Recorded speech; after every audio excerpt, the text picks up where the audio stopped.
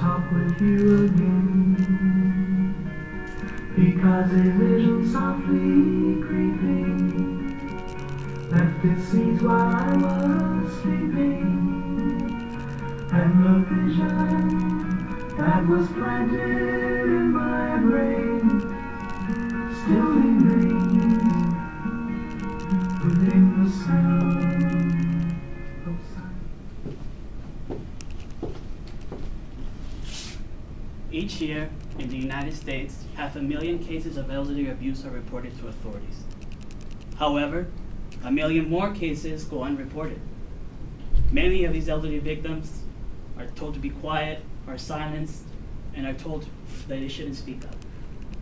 Many of you have family members who are older, parents, grandparents, aunts, uncles, or even friends. And we can all say that when they get older, who will take care of us? Who will take care of them? Even if we don't know anyone who's elderly, picture yourself 50 to 60 years from now. Where will you be? Abuse can happen to anybody. I sure do not want to see my parents or grandparents suffering, or I don't even want to see myself picturing that type of situation being abused. I'm not here to make you feel sad. I'm here to persuade you that something needs to be done about this issue. Elderly abuse is wrong, and we need to be aware of how some caregivers or people who take care of the elderly are mistreating and harming them. Today, I would like to share more with everyone this issue affecting millions of elderly across the U.S. and some of the causes of this type of abuse and some solutions that might be able to help. I hope by the end of this speech, you'll be willing to advocate to help many of these elderly victims. So first, let's discuss some of the problems. Okay, so one huge problem has been leading to high cases of elderly abuse in the recent years is that many caregivers are breaking many state laws that are meant to prevent this type of abuse. According to the website ABC News, a journalist named Richard Rupp, retrieved on February 22nd, stated that legislators in all 50 states have passed some form of legislation to prevent this type of abuse. However, people are breaking the laws. However, the study prepared by the Minority Democratic and Independent staff of Special Investigations Division of the House of Government Reform Committee found out that 30% of nursing homes in the U.S., which is 5,283 facilities, were cited for more than 9,000 instances of abuse. And this was just only for 2 years, from January 1991 to January 2001. So you can imagine all the type of abuse that's been going on and the people breaking the laws.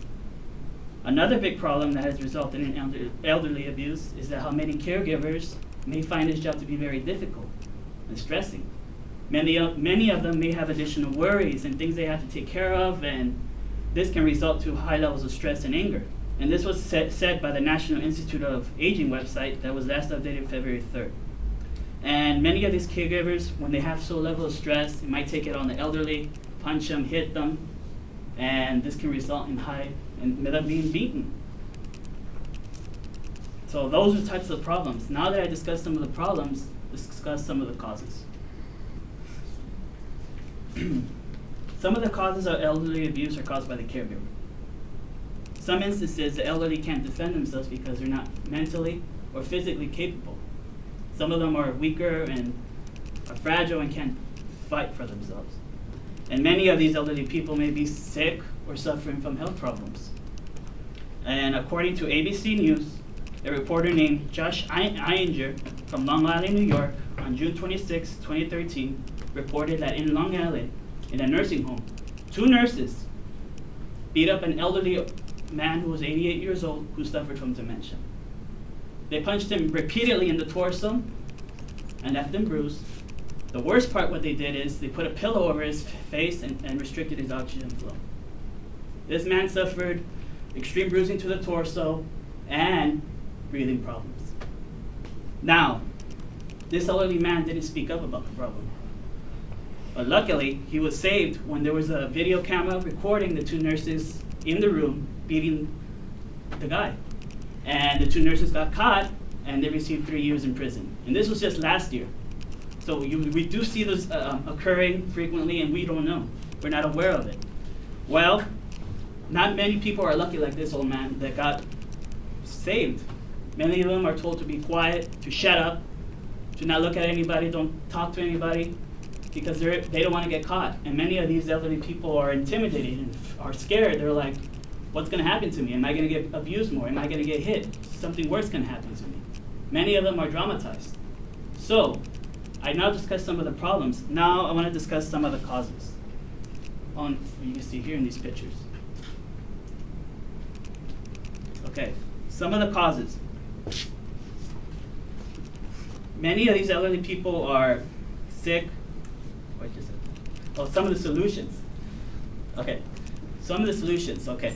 So we need to take action of some possible solutions that are occurring. So I want to propose some solutions that might be able to help. One possible solution is when we're entrusting our loved ones to strangers or other people to take care of them, we should do some research and investigation. We can't just trust people, hey, they'll take care of them, I don't have to worry about anything. What happens if that person has a criminal background? What happens if that person suffers from mental disabilities? What happens if that person is crazy or something? We can't just trust people because we feel, hey, they'll take care of them, we don't have to worry about them.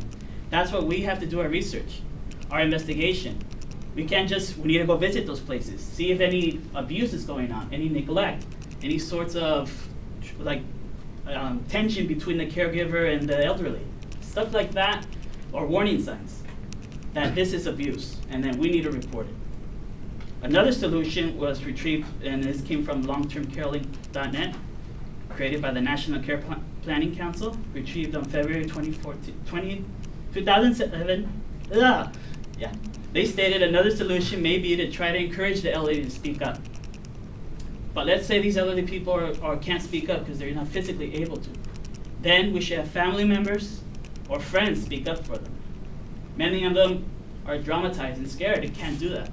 Well, if we're concerned as well, we need to go and speak to the caregiver. Let's talk to them, let's see what's going on. If nothing seems to be changing, then it's time to report it. We shouldn't be waiting. So now, let's wrap things up. I hope you all have a better understanding of what elderly abuse is and the hardships they face. I try to show you in this speech the major problems they encounter, some causes of this type of abuse, and some solutions that may help prevent this problem. No elderly person should be neglected. No person should be hitting them. They should be free and happy and be in the care of somebody who's going to help them through the rest of their lives. It is our job, our duty, to step in and help now.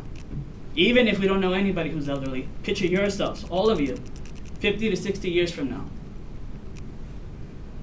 This type of abuse, or any other abuse, shouldn't remain silent.